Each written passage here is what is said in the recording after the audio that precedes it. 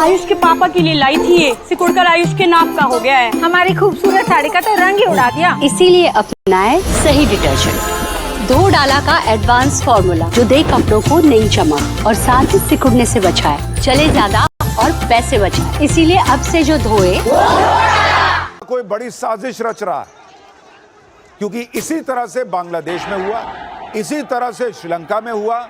क्या नेपाल में भी बांग्लादेश जैसा तख्ता पलट होने वाला है? क्यों भारत के पड़ोस में ही ये सब हो रहा है? क्या भारत को भी निशाना बनाया जा सकता है? एक एक करके भारत के सारे पड़ोसी देशों में आग कौन लगा रहा है? क्या आगे भारत के खिलाफ किसी साजिश की प्लानिंग है? ये सारे सवाल नेपाल में लगी आग से सुलग रहे हैं, क्योंकि जैसे ही भारत के पड़ोस में कोई आंदोलन होने लगता है, हमारे यहाँ कई ऐसे नेता हैं जिनके मन में लड्डू फूटता है, अरे फलाना चीज तो यहां भी होगी, यहां भी पब्लिक जो है वो सड़क पर लेकर खींच कर ले आएगी और न्याय कर देगी वगैरह वगैरह। ये लोग आए दिन माहौल बनाने में लगे रहते हैं कि नरेंद्र मोदी की सरकार अब गई तब गई। इंडी गठबंधन का इकोसिस्टम तो डेट और टाइम बता देता है कि नरेंद्र मोदी की सरकार कब गिर जाएगी, कभी 3 महीने, कभी 6 महीने, कभी 9 महीने, कभी 9 दिन। जब भी बांग्लादेश और नेपाल जैसे देशों में बवाल होता है, इंडी गठबंधन का इकोसिस्टम एक्टिव हो जाता है। इन्हें लगता है कि जो टूल किट बांग्लादेश में चली, श्रीलंका में चली, नेपाल में चली, वही टूल किट भारत में भी चल जाएगी। नेपाल में जो हो रहा है वो भारत के लिए कितना बड़ा चैलेंज है? नेपाल में जो बवाल हो रहा है उसकी असली वजह क्या है? क्या चीन और अमेरिका की लड़ाई में नेपाल जल गया है? क्या भारत तक इसका इंपैक्ट हो सकता है? नरेंद्र मोदी के लिए ये चैलेंज क्यों है? ये सब आपको बताऊंगा। आपको बांग्लादेश की तस्वीरें याद होंगी, श्रीलंका की तस्वीरें भी याद होंगी। क्या नेपाल भी उसी रास्ते पर जा रहा है? यह सवाल इसलिए क्योंकि आज अचानक नेपाल की सड़कों पर कुछ ऐसा हुआ जैसे लगा कि वहां पर युद्ध शुरू हो गया। सबसे पहले यह देखिए कि कैसे नेपाल की राजधानी काठमांडू में प्रदर्शनकारी संसद के बाहर जुट गए। सेम पैटर्न श्रीलंका, बांग्लादेश और यहां भी संसद के बाहर इन लोगों ने संसद का घेराव कर लिया। प्रदर्शनकारी वहां सेना के ट्रक पर चढ़कर बैनर लहराने लगे। बैनर पर लिखा था यूथ अगेंस्ट करप्शन। नेपाल की संसद को घेरने के बाद प्रदर्शनकारी संसद के अंदर घुसने लगे। इस वजह से वहां सुरक्षा बलों और प्रदर्शनकारियों के बीच भयंकर झड़प हो गई। आप तस्वीर देखिए, रेलिंग वेलिंग सब तोड़ दिए भाई लोग, और वहां पर पूरा एकदम अफरा तफरी मच गई। देखिए कैसे हो रहा है। कई प्रदर्शनकारी बिल्डिंग के अंदर घुस भी गए, तोड़फोड़ भी मचा दी। इन लोगों को रोकने के लिए जब पुलिस ने बल प्रयोग किया तो पुलिस पर पत्थर चलाने लगे ये लोग। एक और तस्वीर देखिए, नेपाल की संसद के गेट की रेलिंग को कैसे तोड़ दिया गया, उसकी तस्वीरें आपको दिखा रहा हूं। एंट्री गेट पर आग तक लगा दी गई। नेपाल की संसद के परिसर की तस्वीरें आपको दिखाता हूं, जहां प्रदर्शनकारी अंदर घुस गए। ये देखिए कैसे तोड़ ताड़ के अंदर घुस गए और पूरी तोड़फोड़ मचा दी। ये संसद के अंदर का हाल आपको दिखा रहा हूं। जब हालात बेकाबू हो गए तो नेपाल की पुलिस और सेना ने प्रदर्शनकारियों पर फायरिंग शुरू की। दावा है कि प्रदर्शनकारियों पर रबड़ बुलेट से फायर किया गया। दावा यह भी है कि यहीं से प्रदर्शन और हिंसक हो गया और इस फायरिंग में कई लोग मारे गए। कम से कम 19 लोगों के मारे जाने की खबर है। प्रदर्शनकारियों को हटाने के लिए आंसू गैस के गोले भी दागे गए। इस प्रदर्शन में करीब 350 लोग घायल हुए हैं। नेपाल की संसद के बाहर खड़ी सेना की गाड़ियों को भी टारगेट किया गया। यह सब बवाल तब हुआ जब काठमांडू में संसद के आसपास का जो एरिया है वहां ऑलरेडी कर्फ्यू लगाया हुआ था। तब जाकर यह तमाशा और बवाल हुआ। नेपाल में उग्र प्रदर्शन की कुछ और तस्वीरें देखिए। सोशल मीडिया बैन के खिलाफ नेपाल के कोने कोने से युवा काठमांडू में जुट गए। हजारों की भीड़ संसद की तरफ मार्च करने लगी। प्रदर्शनकारियों को रोकने के लिए सुरक्षा बलों ने बैरिकेडिंग की थी। ये तस्वीर देखिए भाई, लोग पूरा गिरा दिए भाई बैरिकेडिंग, गुस्से में भर गए। लड़के थे, लड़कियां थी, सब बेकाबू हो गए। बैरिकेडिंग तोड़ दी, सुरक्षा बलों पर हमला कर दिया। प्रदर्शनकारी इतनी ज्यादा संख्या में थे कि सुरक्षा बल भी इनके आगे सरेंडर करते दिखे। प्रदर्शनकारियों को रोकने के लिए वाटर कैनन का भी इस्तेमाल किया गया। पानी की बौछार मारी गई, लेकिन प्रदर्शनकारी पीछे नहीं हटे। ऐसा लग रहा था जैसे वो आज बवाल मचाने के मूड से ही आए हुए थे। आज नेपाल में हो रहे इस प्रदर्शन का एरियल शॉट आपको दिखाता हूं। जहां तक आपकी नजर जाएगी भीड़ ही भीड़ नजर आएगी। आप देखिए ड्रोन से ये शॉट है और आप भीड़ को देखते जाइए। नेपाल में ये तस्वीरें बता रही हैं कि ये प्रदर्शन कितने लार्ज स्केल पर हुआ वहां पे। ये देखिए तस्वीर, खचाखच सड़क भरी हुई भाई। ड्रोन उड़ता चला जा रहा है, कैमरे में फोटो लेता जा रहा है और देखिए खाली आपको पब्लिक दिख रही है। इस प्रदर्शन में सरकार के खिलाफ जमकर नारेबाजी की गई और एक तरफ की सड़क नहीं है, दोनों सड़क छेके हुए हैं लोग। नेपाल में जो कुछ भी हो रहा है उसके पीछे वजह क्या है, आपके मन में भी आ रहा हो। वहां के युवाओं का ये गुस्सा इतना इंस्टेंट कैसे बढ़ गया। कई लोग कह रहे हैं कि ये चीन और अमेरिका के बीच का खेल है जिसमें नेपाल सुलझ गया है। कुछ लोग कह रहे हैं भारत को भी चेत जाना चाहिए। श्रीलंका बांग्लादेश के बाद भारत में भी ऐसा ही कोई प्लानिंग तो नहीं कर रहा, कुछ बाहर विदेशी ताकतें वगैरह वगैरह। चीन और अमेरिका का इस बवाल से क्या कनेक्शन निकाला जा रहा है वो आगे बताऊंगा। पहले देख लीजिए कि नेपाल में इस बवाल की वजह बताई क्या जा रही है। कुछ दिन पहले नेपाल सरकार ने फेसबुक, इंस्टाग्राम, यूट्यूब समेत 26 सोशल मीडिया साइट्स को बैन कर दिया। नेपाल सरकार का कहना था कि ये सोशल मीडिया प्लेटफॉर्म नेपाल के कानून का पालन करते हुए खुद को रजिस्टर नहीं करवा रहे, इसलिए एक्शन लिया गया है। नेपाल की ministry of communication and information technology ने सोशल मीडिया कंपनियों को रजिस्टर करने के लिए 7 दिन का वक्त दिया। बुधवार रात को यह डेडलाइन खत्म हो गई तो Facebook, Insta, WhatsApp, YouTube, Twitter, Reddit और लिंक्डइन तमाम जो सोशल मीडिया कंपनियों ने रजिस्ट्रेशन के लिए कोई एप्लीकेशन भी नहीं थी, इसलिए इन पर बैन लगा दिया गया। नेपाल सरकार की दलील है कि अगर नेपाल में काम करना है तो कंपनियों को नेपाल का कानून मानना होगा। नेपाल के लोगों को लग रहा है कि सोशल मीडिया बैन हो जाएगा तो वो दुनिया से कट जाएंगे, जबकि नेपाल की सरकार कह रही है कि देश की स्वायत्तता का सवाल है, हम किसी के आगे झुकेंगे नहीं। लेकिन यह पूछने की बजाय कि भाई ये कंपनियां नेपाल का नियम क्यों नहीं मानेंगी, आप देखिए हजारों लाखों युवा सड़क पर आ गए और आगजनी कर दी, आग जला दी भाई। मरने मारने पर उतारू हो गए कि फेसबुक कैसे बैन कर दिया, इंस्टा कैसे बैन कर दिया, यूट्यूब कैसे बैन कर दिया। 19 लोग मर गए भाई सोशल मीडिया के चक्कर में कि बैन लग गया। सरकार कह रही है कि भाई हम अपने यहाँ का नियम नहीं मनवाए। नेपाल में सोशल मीडिया पर बैन लगने के बाद बवाल हुआ, युवा प्रदर्शनकारी सड़कों पर आ गए। ये लोग खुद को जेन जी बता रहे हैं, जेन जी यानी युवा जेनरेशन।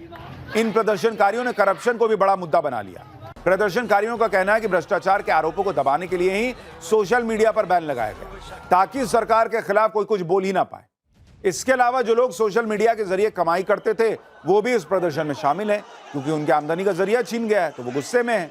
लेकिन आप देखिए कि कितने लार्ज स्केल पे चीजें हो रही हैं। नेपाल में हुए हिंसक प्रदर्शन के बाद तख्ता पलट की भी चर्चा हो रही है। एक थ्योरी ये भी चल रही है कि यह प्रदर्शन ओली सरकार को गिराने के लिए किया गया है, क्योंकि जिस तरह श्रीलंका और बांग्लादेश में राष्ट्रपति और प्रधानमंत्री के घर को टारगेट किया गया था, वैसा ही नेपाल में संसद भवन को निशाना बनाया गया। प्रदर्शनकारियों के टारगेट पर राष्ट्रपति भवन, उपराष्ट्रपति का घर और प्रधानमंत्री ऑफिस भी हो सकते हैं कहा जा रहा है। इसलिए काठमांडू में कर्फ्यू का दायरा बढ़ा दिया गया है, क्योंकि वहां उनको लग रहा है कि भाई ये बिल्कुल बांग्लादेश और श्रीलंका वाला मामला लग रहा है।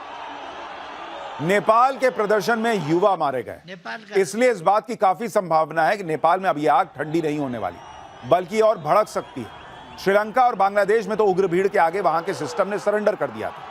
वहां राष्ट्रपति और प्रधानमंत्री को देश छोड़कर भागना पड़ गया था। हिंसक प्रदर्शन के बाद नेपाल में केपी शर्मा ओली के इस्तीफे की मांग तेज हो गई है, लेकिन केपी शर्मा ओली अभी प्रदर्शनकारियों के आगे झुकने को तैयार नहीं दिख रहे। दावा है कि हिंसक प्रदर्शनकारियों को देखते ही गोली मारने का आदेश दे दिया गया।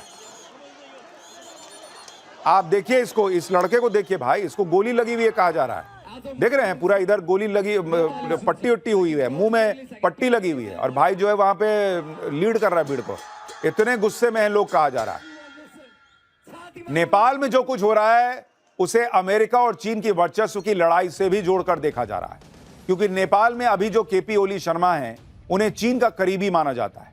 उन्होंने जिन सोशल मीडिया प्लेटफॉर्म को बैन किया उससे ज्यादातर अमेरिकी कंपनियां ही प्रभावित हुई हैं, जबकि टिकटॉक, वाइबर, विटके, निम्बस और पोपो जैसी सोशल मीडिया साइट्स पर कोई बैन नहीं लगाया गया। ये सारी चीन की सोशल मीडिया कंपनियां हैं। दावा है कि इन कंपनियों ने नेपाल के कानून के मुताबिक खुद को रजिस्टर करवा लिया था, इसलिए ये बैन से बच गई। जबकि दूसरी थ्योरी ये है कि क्योंकि केपी शर्मा ओली जो है वो चीन के करीबी हैं, इसलिए उन्होंने नेपाल में अमेरिकी कंपनियों का शटर डाउन कर दिया और इसी वजह से यूट्यूब, फेसबुक, इंस्टाग्राम बैन करवा दिया गया, जबकि चाइनीज ऐप्स पर कोई एक्शन नहीं हुआ। इस वजह से ये थ्योरी भी चलने लगी कि कहीं नेपाल में इन प्रदर्शनों के पीछे अमेरिका का हाथ तो नहीं है, क्योंकि इससे पहले आपको याद होगा बांग्लादेश में भी अमेरिका के डीप स्टेट का हाथ होने की बातें कही जाती रही। चीन की भी नेपाल में बहुत दिलचस्पी है, इससे कोई इनकार नहीं कर सकता। नेपाल की सीमा भारत के साथ साथ चीन से भी लगती है। पिछले कुछ सालों में चीन तेजी से नेपाल को अपने पाले में करने में लगा हुआ है। साल 2016 में चीन ने नेपाल को तीसरे देश से व्यापार करने के लिए अपने बंदरगाहों का इस्तेमाल करने की इजाजत दी थी। चीन का मकसद यह था कि नेपाल भारत पर अपनी निर्भरता कम करे। इस समझौते के अगले ही साल यानी 2017 में नेपाल की सरकार ने चीन के साथ बेल्ट एंड रोड इनिशिएटिव पर साइन कर दिया। चीन के इस प्रोजेक्ट पर गरीब और विकासशील देशों को कर्ज जाल में फंसाने का आरोप लगता रहा है। जैसे पाकिस्तान के नहीं साथ किया कि तुम पैसा लो, मेरा चलने दो काम, पाकिस्तान बिक गया। वही नेपाल के साथ हो रहा है, ये कहा जाने लगा। नेपाल ने चीन के अलावा अमेरिका से भी कर्जा लिया हुआ है। अमेरिका के भी कई प्रोजेक्ट्स नेपाल में चल रहे हैं। इसी साल फरवरी में नेपाल के पीएम केपी शर्मा ओली ने नेपाल पर बढ़ते विदेशी कर्ज को लेकर चिंता भी जताई थी। यानी नेपाल को अखाड़ा बना दिया गया है, जहां चीन और अमेरिका की वर्चस्व की लड़ाई चल रही है। अब नेपाल की सरकार का रुख कोई भी हो, लेकिन नेपाल की जनता यह जानती है कि नेपाल के लिए भारत ही बेस्ट है। नेपाल भारत से सटा हुआ देश है। भारत और नेपाल का रोटी बेटी का नाता है। भारत और नेपाल के बीच गहरे सामाजिक सांस्कृतिक संबंध है। इसलिए नेपाल में कुछ भी उठापटक होती है तो उसका इंपैक्ट भारत पर पड़ेगा ही पड़ेगा। भारत और नेपाल के बीच 1751 किलोमीटर लंबी सीमा है। नेपाल का बॉर्डर यूपी, बिहार, उत्तराखंड, सिक्किम, पश्चिम बंगाल से लगता है।